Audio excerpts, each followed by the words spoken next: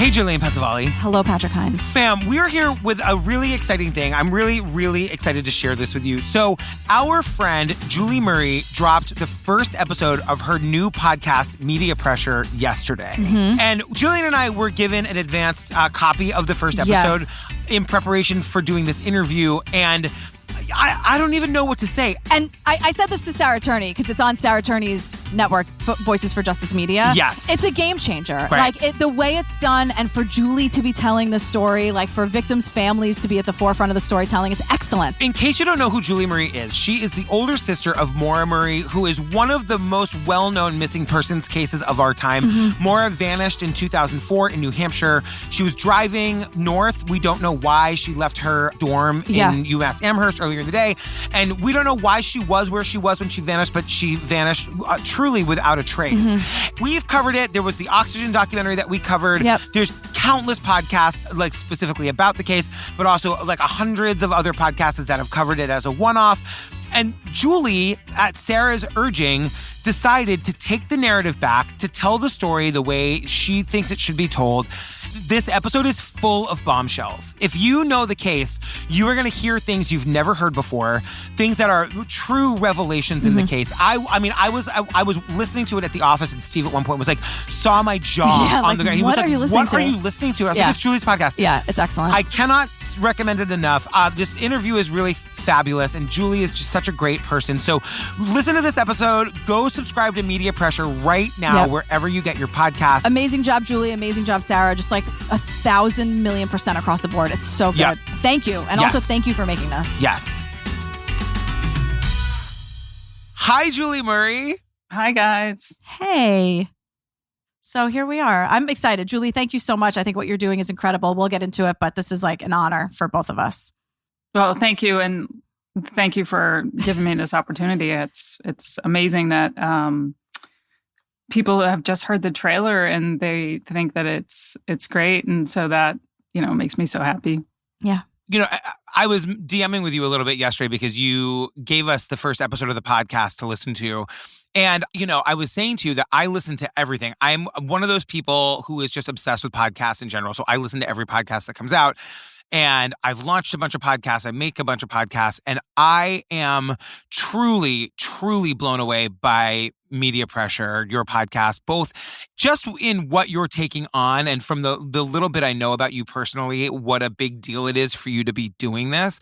But beyond just the emotional part of it, technically, how well made the podcast is, how incredible it sounds, and the storytelling, how beautifully written it is and paced. And it is just like from start to finish, episode one, my jaw, I was listening to it in the office on headphones. And my husband at one point was like, what is going on? And I took stock of my face and my jaw was like on the floor at some of like the revelations in episode one. So congratulations on what I think is going to be a masterpiece of a podcast. Yeah. It's a game changer for sure. That's the word I keep coming back to. It's a game changer. Yeah. Yeah. Thank you so much. You guys, well, Patrick, you know me, I'm awkward and introverted. And so this is a big step outside my comfort zone. And I had no idea what I was getting into when I told Sarah Turney, who's, this was her vision, to give victims and family members a platform to kind of take back their stories. And I immediately said, yes, absolutely, before knowing what goes into it and all the time and effort. And that on top of how emotional it is for me, because, it's me telling my lived experience and going through this tragedy. And so, yeah, it was a lot. It's so funny because I know, obviously, your sister's case and I know what you've shared about your family. But in general, you're pretty private. And so it was kind of, I had chills listening to new information just about your life. And, for example, the Christmas when you saw Maura last, you had been gone for a year. And that really, my sister is in the military. She was in the military for 20 years. And there'd be years that I didn't see her. And we'd see her for a holiday. There's a moment that you talk about having been in South Korea for a year, and then you're back for Christmas, and that's the first time you saw your family and Maura in a year, and then you said, and it would be the last time you would see her. And it really hit me. And so, I'm curious about when, you talk about the precious memories that you have that are just yours, and how so much of your family story has been taken and shared with the world sort of without your permission. And I'm just curious about how hard it was for you to decide what to share, and then actually giving up those last few precious memories that you have. Well, the main thing was I've done hundreds of podcasts, as you know, so many interviews, all different formats, vehicles. And every time I do an interview, I'm telling my experience and the facts of the case, but it always goes through somebody else's filter, right?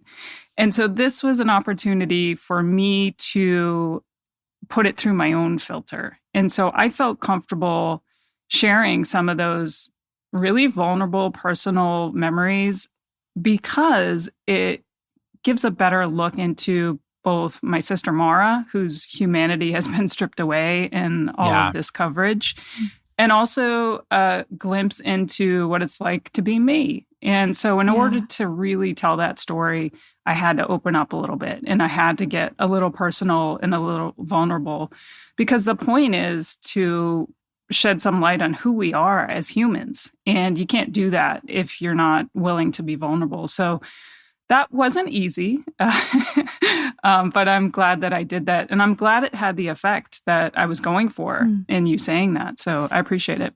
Did you find strength in that and being vulnerable in order to take your story back and take that power back? Absolutely. Yeah. Absolutely. And that's another reason, being able to put it through my own filter for the first time ever was so impactful. It was so therapeutic. It was cathartic.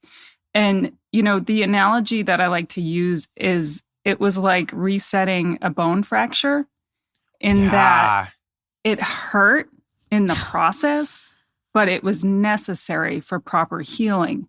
And that's how I feel right now. It was like, that was really tough to go through that and share those vulnerable personal memories, and also sit across from my dad and my grown brothers weeping, like all of us just crying. But at the end of that, it was this big sigh of relief. So it's been amazing. One of the many, many ways I'm sure we're going to find out that you succeeded in your mission here is that Maura's personality really comes through. I have sisters, and I have also been a brother taking my sister to the airport to go off for a long deployment. And you tell this great story about how you were, to me, you're really tough. You're the CrossFit queen, and you're, I think of you as just like really tough, but you're describing being in the car and sort of getting teary-eyed when Maura and your dad were taking you to the airport. And Maura says to you, "Are you really crying?"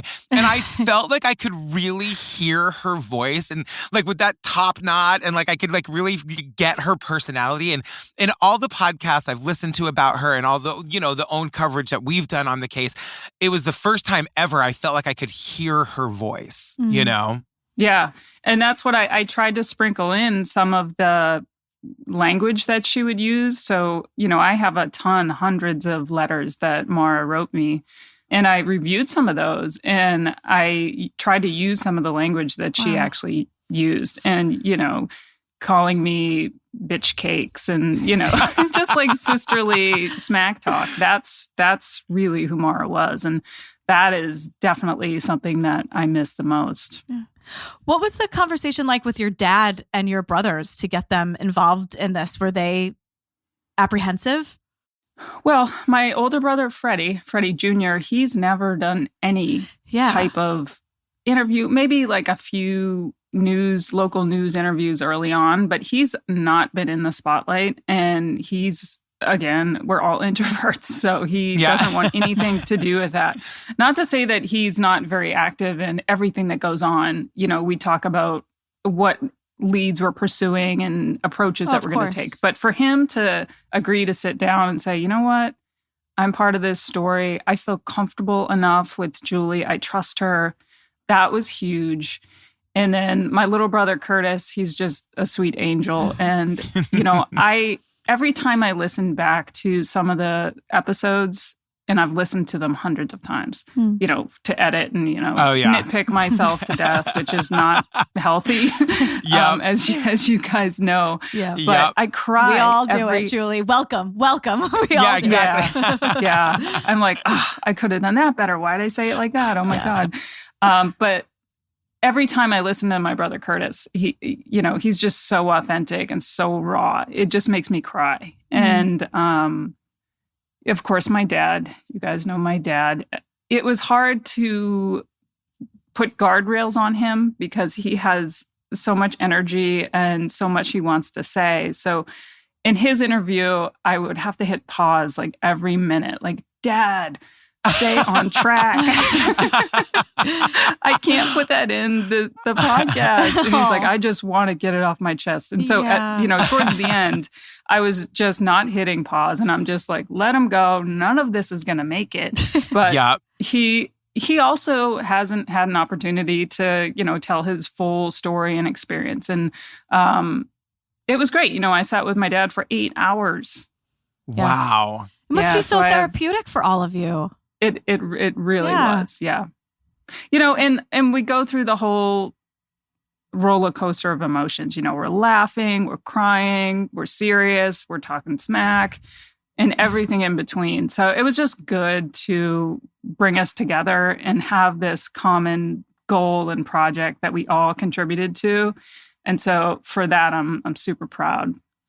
You definitely say right at the top that you're not a podcaster or a professional storyteller. It's not true. Podcaster is not something you become. It's something you discover that you are.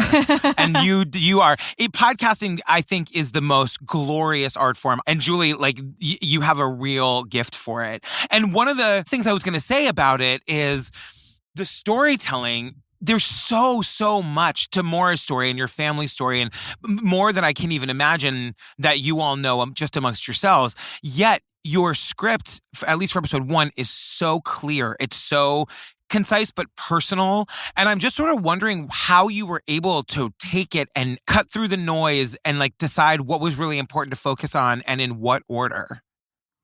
Yeah, that was tough. But what I will say is I'm a much better writer than I am verbal communicator, which is kind of ironic considering I'm the host of season 1. So the writing and kind of putting the outline together and picking out what type of stories would really shed some light on who the people that are most affected by this tragedy really are, that was easy. The hard part was, like you said, okay, where do I start? And so I opted to start kind of in the middle.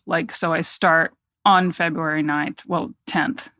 Then the other episodes will take us all the way back to the beginning and then kind of sort of go chronologically, which is really hard because, I've been in this for 20 years. So there's so much to cover.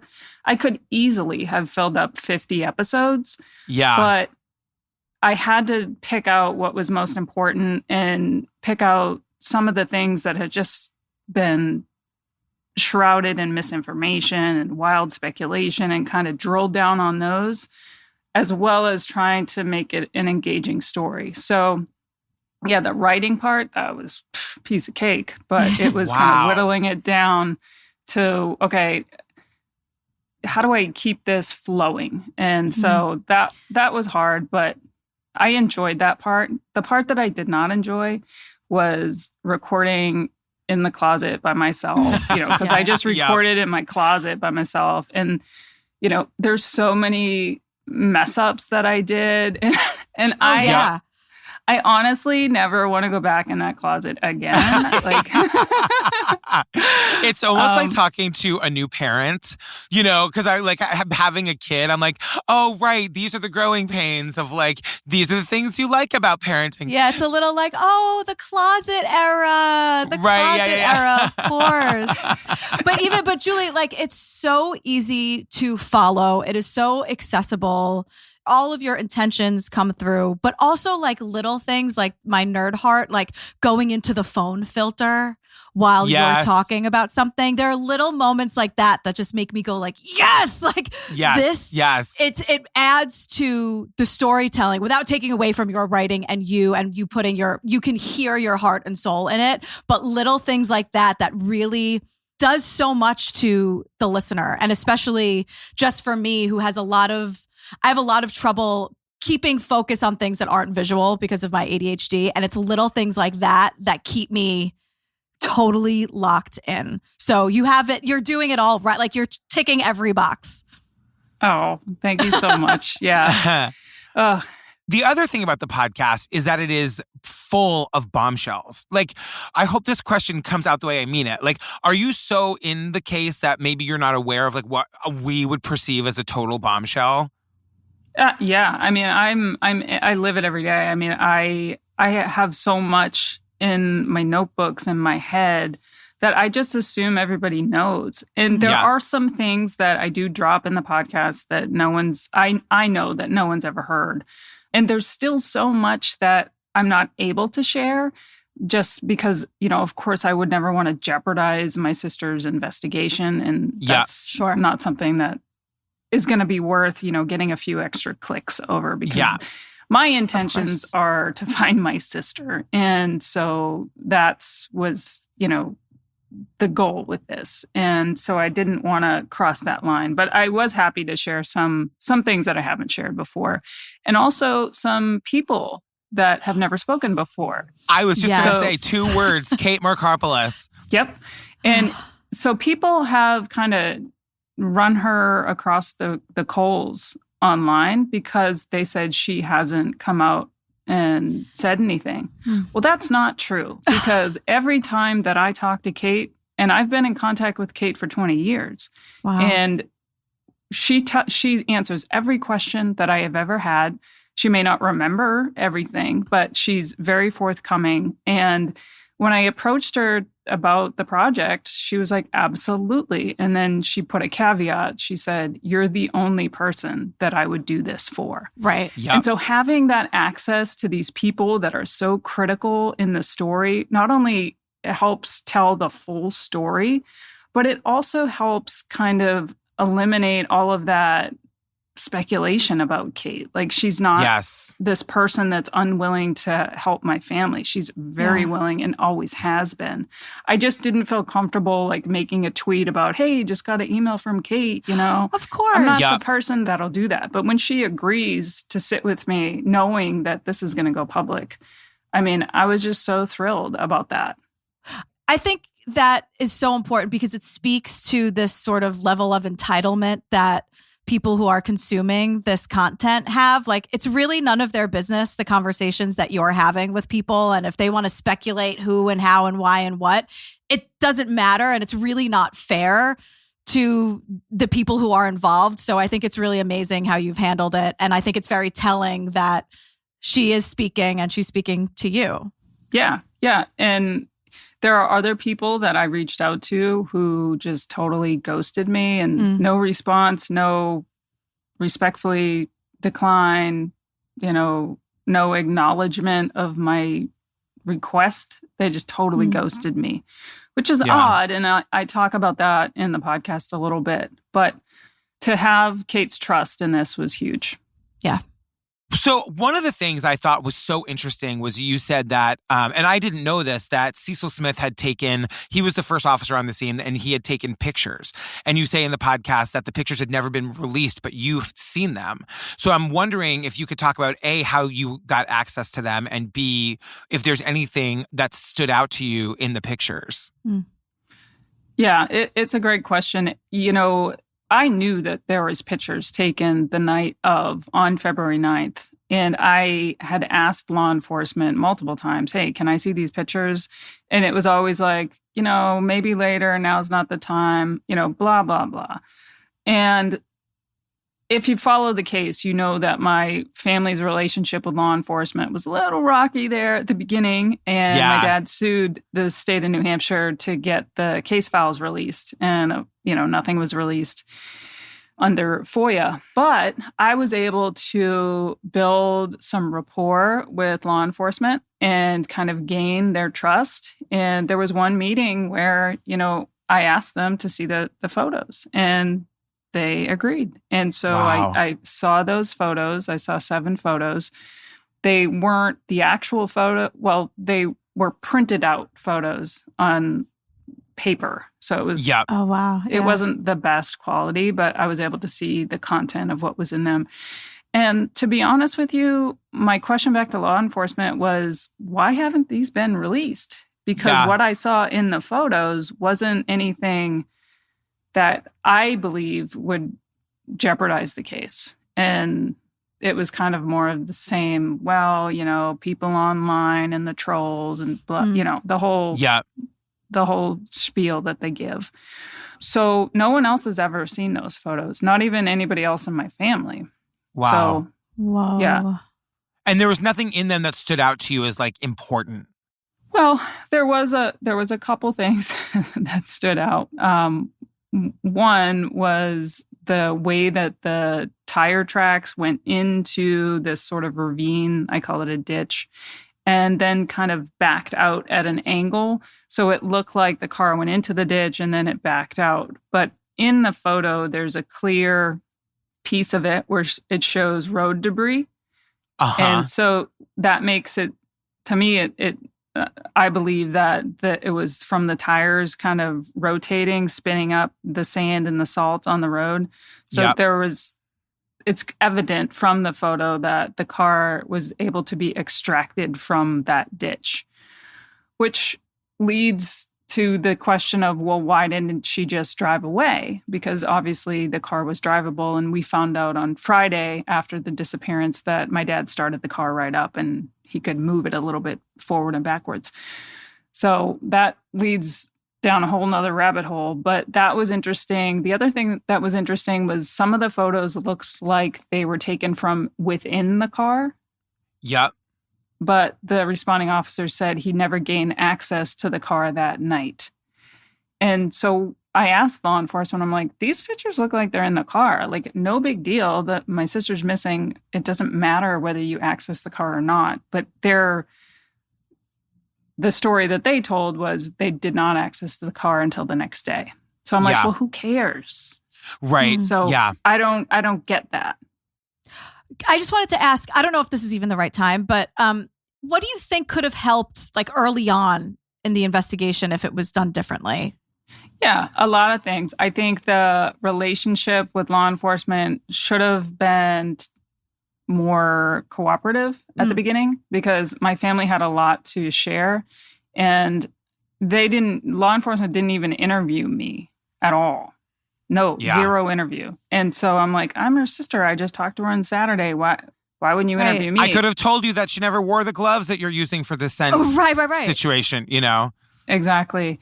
And, I was down at Fort Bragg because I was in the Army, so I wasn't able to come up for an interview, but I had a phone, Yeah. So that was a huge missed opportunity. The other thing is, and something I talk about in the podcast, is this idea that you need to wait 24 hours to report a missing person. Look, that makes me crazy. It makes no sense. So when you look at Maura's case, you've got an out-of-state vehicle abandoned on the side of the road in a dark location. On a freezing cold night. Yeah, it was like 20-something degrees. This young woman is not here, and we're going to just go to sleep and wait on it. I mean, that makes no sense to me, because that window of opportunity was totally lost. The first search for Maura wasn't until 36 hours later when the trail's cold. So from the jump, it was just not taken as seriously as we would have liked. Right. One of the other things that you were able to see that I don't think the public has seen is the search warrant for the car being towed.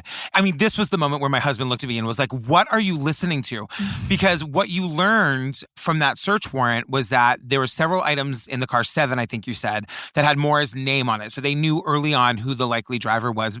To me, what even bigger revelation in that moment was that there was a person's name and phone number written on a piece of paper who lived near Loon Mountain, which is one of the areas where Maura was searching for rental properties. And you found out that the police never contacted that person.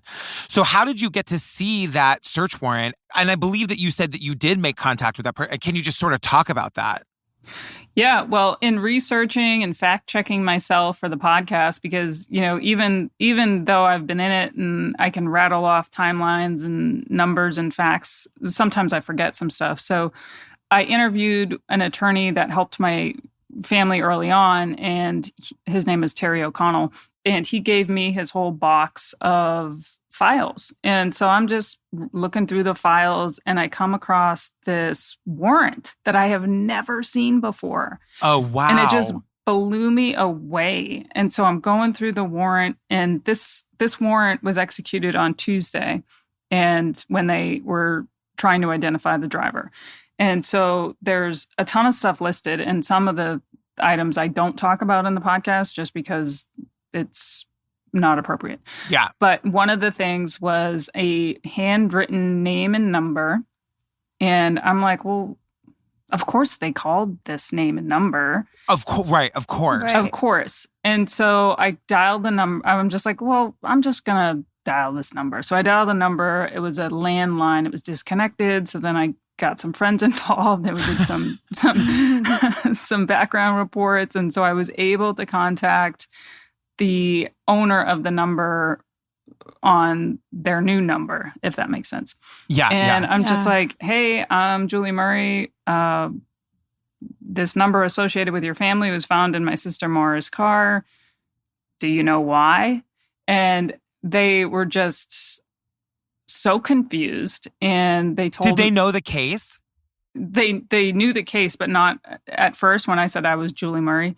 Yeah. And then they're like, we didn't know that. No one's ever contacted us. So that person contacted his parents. And again, they are like, no one's ever called us. And I was just blown away. I was like, are you kidding me? Yeah. Yeah. Because they had a rental property at Loon, right? Loon Mountain. Yeah, well, there was a number of weird coincidences. And like I say in the podcast, I'm not saying that there's anything nefarious or suspicious about this, but, they should have been contacted by law enforcement. Right, at the very 100%. least. Yeah. At the very least, yeah. And so they owned a condo at Loon Mountain, which was in the direction Maura was traveling. They were from our hometown of Hanson. They had ties to law enforcement. They had ties to Burlington, which was also a location Maura was looking up. So it was just like so many different coincidences, maybe. And I just didn't even know what to do. I just kind of sat there for like an hour, like, what is this? Yeah. And nobody has any memory of knowing her or ever having had a conversation with her? Well, that's the thing. They did have memory of her. Oh, they did? They knew Maura. Yep. How? They actually knew her in real life? Yeah. And the guy that I talked to was my classmate in middle school. We knew the family. What? And we played softball together. And, my family's all sporty, so we played every sport. So from a small town, if you're an athlete, you know all the other athletes. So he knew exactly who I was. He knew exactly who Maura was. And it was just... Yeah, it was just so frustrating that there was that huge missed opportunity. Because, of course, talking to them 19 years later, they're not going to remember anything. But if they had been called, that week or that month or even that year, we could have at least said, okay, this has nothing to do with it. But now it's like, well, what if? Well, maybe it's still like this grayness to it, which is what I talk about in the podcast a lot. It's like everything has this like dark gray cloud because nothing is cut and dry. It's interesting because it makes me think about your TikTok. So your TikTok is amazing. If you're not following Julie Murray on TikTok, you must be. You have to. It's, very much centered around the case and your sister. But one of your recent TikToks, you were saying that you were happy to report that your family's relationship with law enforcement was drastically improved based on this sort of email exchange. Can you talk a little bit about that? You don't have to give any super personal details about what was exchanged, but what changed? A lot has changed. So there's been change out in personnel at the Attorney General's office and the investigators. So some of the older investigators that were on the case for decades, or at least a decade, are now retired. And so they've got new fresh eyes and new ways of approaching these cold cases. And I met with them back in November, the head of the cold case unit and the assistant attorney general. And it was the most cooperative, collaborative meeting that I've ever had. And so as part of my follow-up, I, of course, being a military person, I documented every little thing that was discussed and put it in writing. So we have a paper trail. And I was following up on some of those action items, and the head of the cold case unit responded with the most empathetic email I have ever received in 20 full years. Wow. And I felt like a human. I felt like a person. I didn't feel like a case number. Yeah. And that just blew me away, because that is all that we've ever asked for. I'm not asking or demanding, hey, I need to see this and you need to answer to this. I just want to be treated with empathy. And of course, empathy is huge for me, and I talk a lot about it and how there's a lack of it in true crime, as well as in my dealings with law enforcement. And so to receive that was just so comforting, and it makes me happy, because I think this case is solvable, and I do want to contribute and help law enforcement and not be so adversarial. And I think that's where we're going with this new set of staff up there. Will we hear from law enforcement on the podcast? Unfortunately, no. I tried, but they're New Hampshire, and it's not their thing really. So, will we hear from Bill Rausch? I did consult and ask him some questions, but you won't hear his voice on the podcast now. Yeah. Got it. How many episodes can we expect? I hope, please say 100. It could have easily been 100, but it is 8 episodes, and then there'll be a bonus episode where I'll answer listener questions, which I expect may turn into a couple episodes, because there are still so many questions. And some of the content that I'm presenting for the first time is going to, hopefully get people talking. And so I'm happy to answer any questions that I can. So 8 formal episodes for season 1, and then we'll see where it goes after that. I just have to say, as a member of the true crime community, I'm so grateful to you and Sarah for doing this. The families, getting involved is so wonderful. And I mean, I speak for us, but I'm sure for other creators that if there's anything, any way that we can be helpful, if there's anything we can do, we are here. We want to help. We want to amplify your podcast and the story and the new information any way we can. Well, thank you so much for that. And can we just take a minute to talk about Sarah Turney? Yes. Oh my God. I was Sarah hoping Turney. we would. I was about to bring her up, actually. So, yes. Yeah. So a little backstory. I did a TikTok on this, but, Sarah approached me, and at the time I thought that it was a crazy, wild idea that she was saying, what do you think? Don't answer right now, but think about it. What do you think about doing a podcast and telling Maura's story? And I was just like, what? That's not my thing. Had you not considered ever making something of your own for this? Not really, because I'm so much still involved in the investigation part of it, because, you have to realize Maura is still missing, and we're still actively trying to find her. And so that's been kind of my general focus, and that on top of trying to get awareness out there by social media and doing other podcasts. But I think, Gillian, in the back of my mind, I thought, it would be cool if I could tell the story, but I never thought of how that could happen. Sure. I couldn't just buy a I mean, I guess I could have just bought a microphone and just recorded. But it was Sarah who gave me the confidence and gave me the idea. And it was her vision that was like, I think what's missing in true crime is the family perspective and Absolutely. the perspectives of the people that knew the victims the most. And like I said at the beginning, their perspectives are filtered. Yeah. And so this was a way to get the unfiltered version. And so I agreed, and she taught me the ropes because I had no clue what the hell I was doing. I didn't know anything at all, but she taught me, and she kind of gave me the confidence that I could do it. And here we are. Yeah, she's a force of nature. I remember meeting her in New Orleans at CrimeCon like many years ago. Yeah, it was the first time we went to CrimeCon, and she was she was amazing even then. Just like a quiet, sweet soul who like is just bursting at the seams to tell stories and to help families and to get victim stories told, in the right, proper, empathetic way. So it is a great joy to see you all entering the world of podcasting and doing it like on your own terms and in your own way. And it's, if episode 1 is any barometer of what is to come in this series, it is, these things happen at the right time, I think. And it seems like you waited the right amount of time to really be able to process it and tell your story exactly the way that you want to. And it's just tremendous what you've done. I'm truly in awe of it. Oh, thank you. I mean, you say that Sarah is sweet and, unassuming, but she's tenacious. She's a badass. Relentless. And so to be able to team up with somebody like her and she's incredibly intelligent and driven.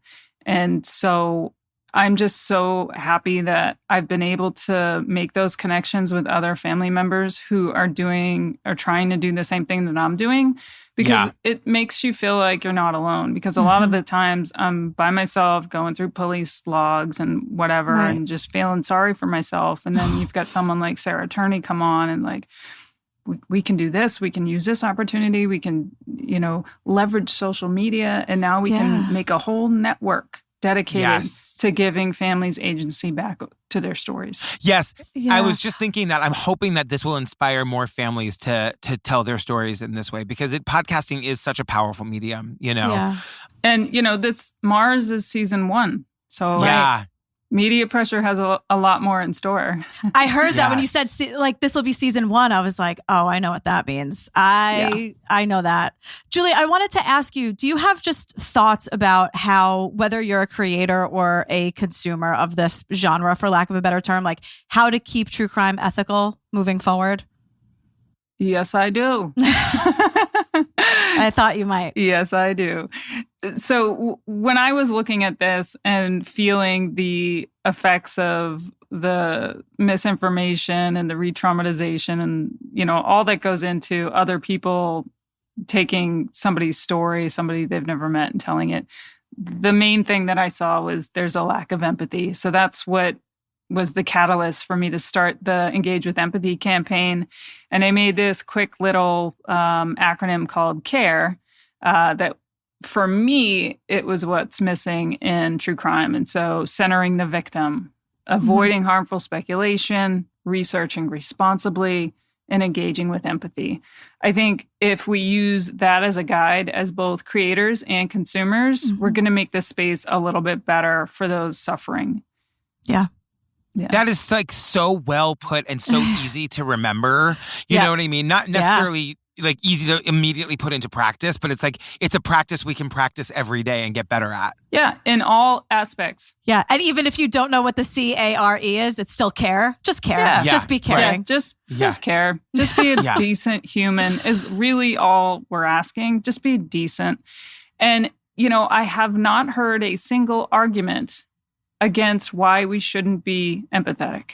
Yes. Right. And if you hear one, let me know, because to date, there's no reason not to. There's absolutely no reason. Yeah.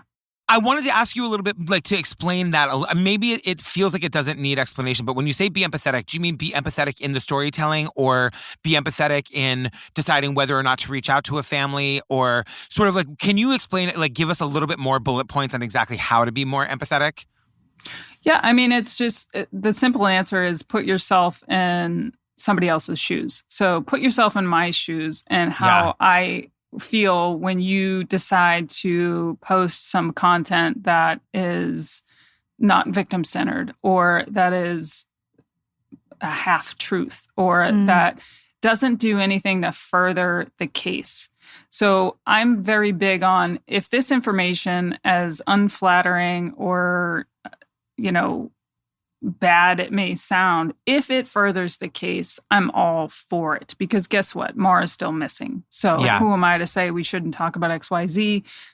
But if it's something that has no journalistic purpose, i.e. rumor, speculation, and does nothing to further the case, then what are we doing? Why are we talking about that? And the simple answer is because it's salacious and it is going to generate clicks. Because people want to be entertained by my tragedy. And that's just not acceptable. And what you're seeing now in true crime is people are rejecting that type of content. And I love to see that. Because the story should be about furthering the case. If you're covering a case and it has nothing to do with getting to answers, then it's just hurting people. Yeah. Yes. Well, Julie, thank you for this interview. Thank you for making time for us. It is a great joy to get to talk to you every year or a couple of years. And it's amazing to hear your dad's voice.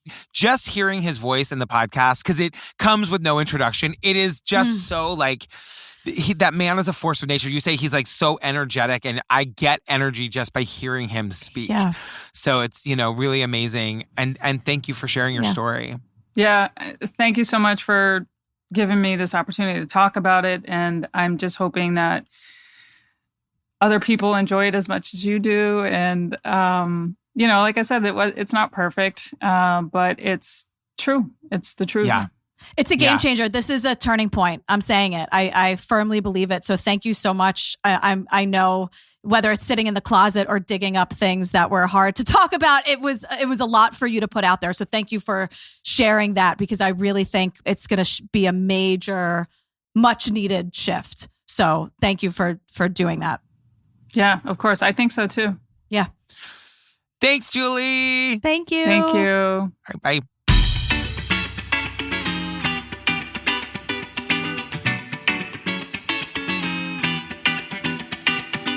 Oh, fam, thank you for listening to our interview with Julie Murray. Go and subscribe to Media Pressure right now. I am waiting with truly bated breath for the next episode. Yeah. Julie is such an intensely private person. The amount of personal information and stories that she's sharing here is a real testament to how much she wants this story to be told. As she said in the interview, she believes this case is solvable. Yep. So go subscribe, go support, share it on your social media. I really believe in this podcast, and I'm so happy for and proud of what Julie's done here. Again, it's a game changer. I think we're going to see a big shift moving forward that needs to be happening. Yep. So this is really incredible. All right, you have your marching orders. Go subscribe to Media Pressure right now. And just lastly, just like wrapping up with some more like calls to action. Remember, like Julie says, engage with empathy. Yes. It's not that hard. And if you hear something and it'll jog your memory about something new, like go to mediapressure.com for more information and just ways you can submit anything if something that Julie said went, oh, wait a minute. Like Julie said, she's hoping someone will hear this and it'll jog your memory about something. So if that's you, or if you want any more information, go to mediapressure.com. That's where you can reach out and contact them about, nicely, of course, with empathy. Of course. If you have anything more to add. And the first 2 episodes were released yesterday, and then it's like a weekly single episodes with 8 total, and then those Q&A apps, which I'm super excited to listen to as well. I wanted to mention too, follow Julie on TikTok. It's at Maura Murray Missing. She's got 265,000 followers. Yeah, we're 2 of them. I know. She talks about the case daily. It's just a great place to also connect with her there. So follow her in all the places. Yeah, and Sarah Turney and Voices for Justice Pod and Voices for Justice Media, they're all out there. So, they're doing good work. Yep. All right, fam, we love you. We love you. All right, bye. Bye.